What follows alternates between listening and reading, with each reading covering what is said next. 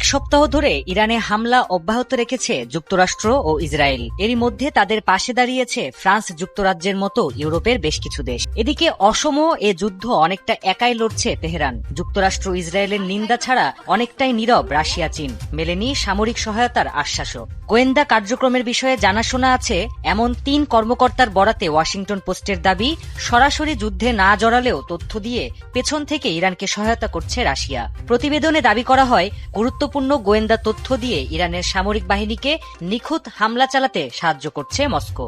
নাম প্রকাশে অনিচ্ছুক ওই কর্মকর্তারা জানান, উন্নত স্যাটেলাইট ব্যবস্থা থাকায় মধ্যপ্রাচ্যে মোতায়েন মার্কিন সেনা, যুদ্ধবিমান আর যুদ্ধজাহাজের অবস্থান সহজেই শনাক্ত করতে পারে মস্কো। আর এসব তথ্যই ইরানের সেনাবাহিনীকে জানিয়ে হামলায় সাহায্য করছে ক্রেমলিন।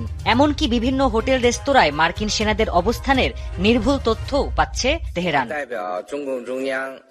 মার্কিন গোয়েন্দা তথ্য অনুযায়ী ইরানকে সাহায্য দিতে এগিয়ে আসছে চীনও। এরই মধ্যে আর্থিক সহায়তার পাশাপাশি বিভিন্ন সমরাস্ত্রের ক্ষুদ্র যন্ত্রাংশ পাঠিয়ে সাহায্যের প্রস্তুতি নেওয়া হচ্ছে। পাশাপাশি ইরানের ওপর নির্ভরশীল বেইজিং হরমুজ প্রণালী সচল রাখতেও চাপ দিচ্ছে।